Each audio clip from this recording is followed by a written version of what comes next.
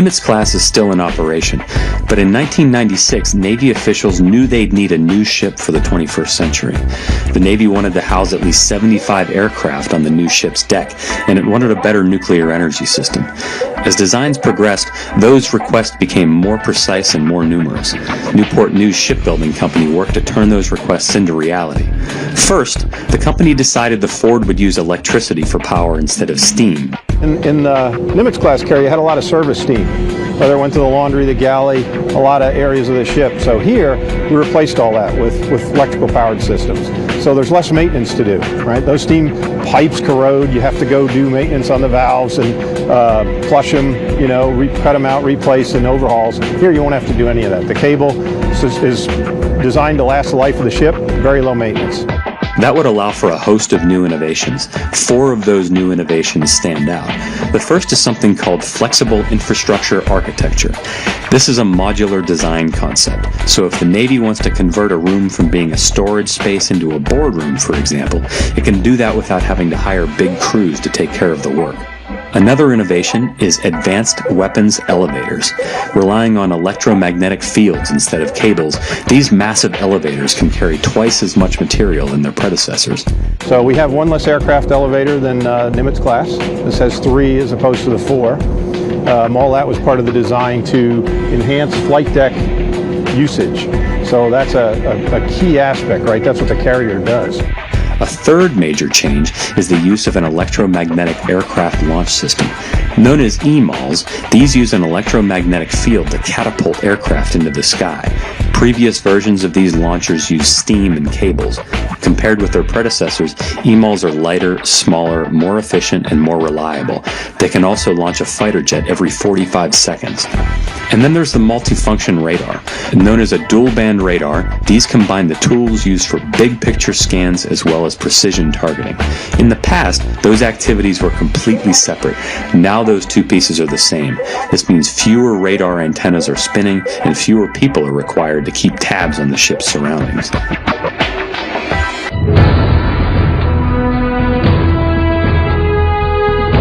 I've had the pleasure to serve on a lot of carriers. I was most recently the executive officer on Harry S. Truman. Before that, I served on the conventional carriers Kitty Hawk and Constellation. But my first deployment and first carrier that I was ever on was the Theodore Roosevelt. I did that back as a junior officer for Desert Storm. This ship is so different from any other ship that I've ever been on, and that holds true for all of our sailors. You know, no matter how many aircraft carriers you've been on before, you've never been on a Ford-class aircraft carrier. Everything we do is different. We've got a new reactor design. The way we launch and recover aircraft is different. The simple things as far as how we heat the water is different. We've gone to virtually an all-electric ship. It's going to be more networked and more connected, if you will, than any other ship.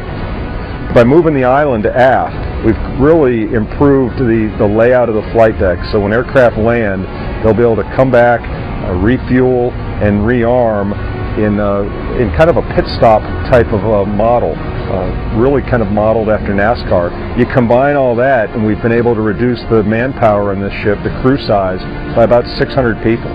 Now, 600 folks is a lot, but when you figure 600 sailors over a 50-plus year life of the ship, and also a design that has streamlined our maintenance requirements and more robustly designed equipment, that's about a $4 to $5 billion savings over the life of the ship in total operational costs. So there is a high bill up front for this carrier, without a doubt, as a first of class, but it is designed from the outset to operate more efficiently and to have greater availability due to the reduced maintenance requirements.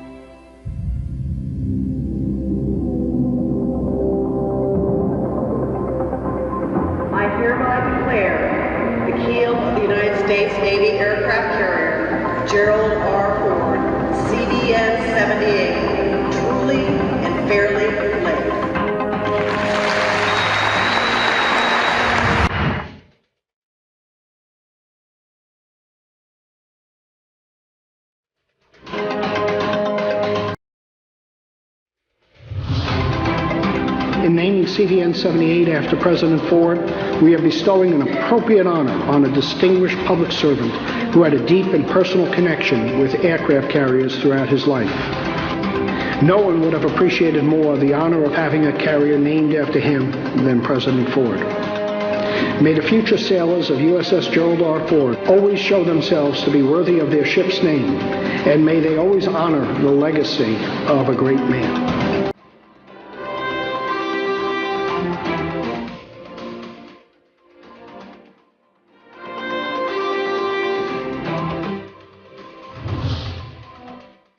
The Gerald R. Ford continues our tradition of building quality ships. It is our duty, it is our responsibility, and indeed our great privilege.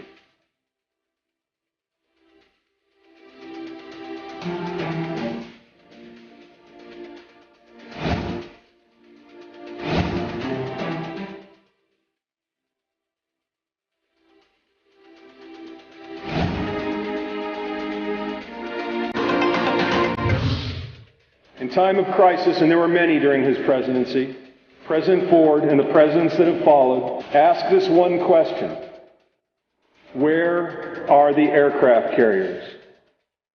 Every day inches us closer to that day when the response from our Navy will be, Mr. President, Gerald R. Ford stands ready, awaiting your orders.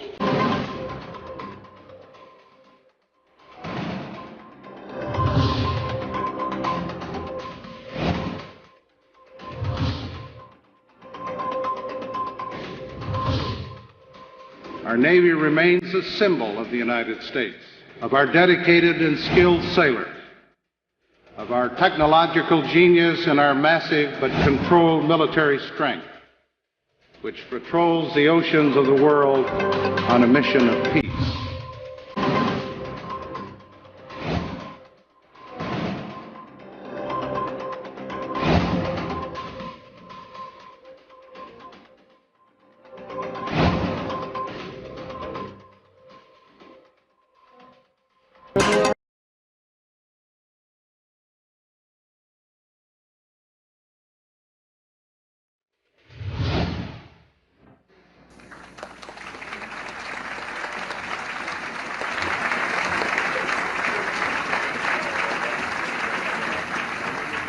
Gentlemen, welcome to the christening of the Gerald R. Ford CVN-78. I'm Jennifer Dunn, Director of Communications at Newport News Shipbuilding, and it's my pleasure to welcome you here this morning and to introduce our platform guests. If everyone could please rise as the official party takes its place on the platform. Please welcome Captain Jerome Henson, U.S. Navy Chaplain. Captain Kevin Terry, Supervisor of Shipbuilding, Newport News. Captain John Meyer, Commanding Officer, Gerald R. Ford, CVN-78. Rear Admiral Thomas Moore, Program Executive Officer, Aircraft Carriers. Vice Admiral David Bust, Commander, Naval Air Forces and Commander, Naval Air Force U.S. Pacific Fleet. And now, please welcome our Matron of Honor, Mrs. Tyne Berlanga, escorted by Newport News shipbuilder Kevin Stewart.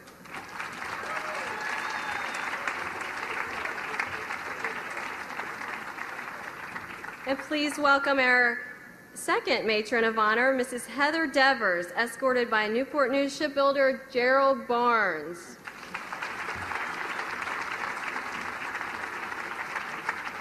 The Honorable Rob Whitman, U.S. House of Representatives, 1st Congressional District, Virginia. The Honorable Randy Forbes, U.S. House of Representatives, 4th Congressional District, Virginia. The Honorable Bobby Scott, U.S. House of Representatives, 3rd Congressional District, Virginia. The Honorable Sean Stackley, Assistant Secretary of the Navy, Research, Development, and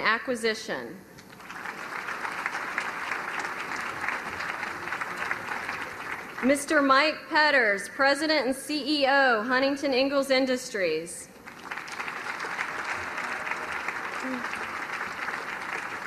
Admiral John Richardson, Director, Naval Nuclear Propulsion Program. Admiral Jonathan Greener, Chief of Naval Operations.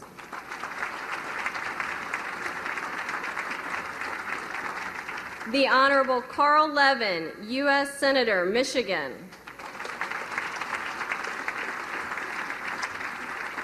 The Honorable Robert McDonnell, Governor of Virginia. The Honorable Donald Rumsfeld.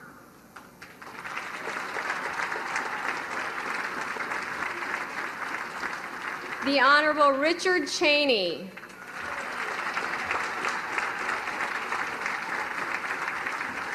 And now, please welcome our ship sponsor, Susan Ford Bales, accompanied by Newport News Shipbuilding President, Matt Mulheron.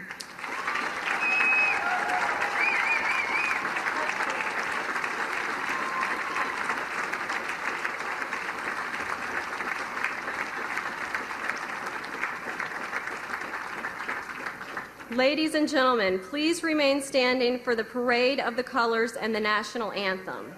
President Gerald R. Ford is the only U.S. president to attain the rank of Eagle Scout, the highest honor of the Boy Scouts of America. In recognition of this achievement, we are fortunate to be joined by hundreds of Boy Scouts from Virginia and from President Ford's hometown, Grand Rapids, Michigan. The Parade of Colors today is by the Eagle Scout Color Guard from the Colonial Virginia Council Boy Scouts of America. This will be followed by the National Anthem performed by the Victors Quartet from the University of Michigan, President Ford's alma mater. Color Guard, parade the colors.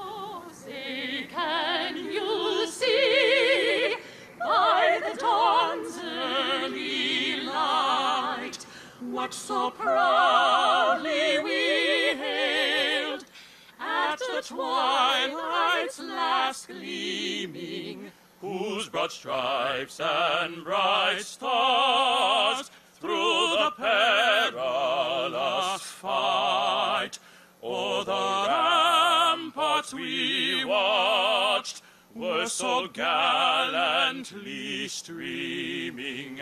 And the rocket's red glare, bursting gave proof through the night that our flag was still there. Oh, say does that star-spangled banner yet wave o'er the land of the free and the home of the brave.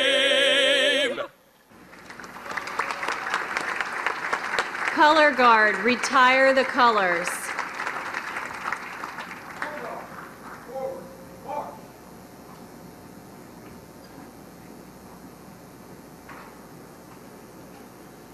Ladies and gentlemen, please welcome Captain Jerome Henson to deliver the invocation. Let us pray. Almighty God, in times long past, The christening of a warship was a test of integrity, as the ship would slide down the ways and into the water for the first time. The builder's professional integrity was matched by the ship's watertight integrity. How fitting, Lord, that this morning we gather to christen a ship whose namesake personified integrity. As an Eagle Scout, naval officer, husband, father, and yes, President of the United States. As the bottle breaks on the bow of the USS Gerald R. Ford, O Lord, may the very molecules of the ship sing with it. May it be, O Lord, that the spirit of the crew exemplify it. May it be, O Lord, that at every moment of testing, our nation may be found worthy of it. For it is only with integrity at the helm that the blessings of liberty may be safeguarded from now until the end of the ages. Bless this ship, her sponsor, the builders and crew, as we look forward to the day when she may be underway and at sea in your service. We pray. Amen. Please be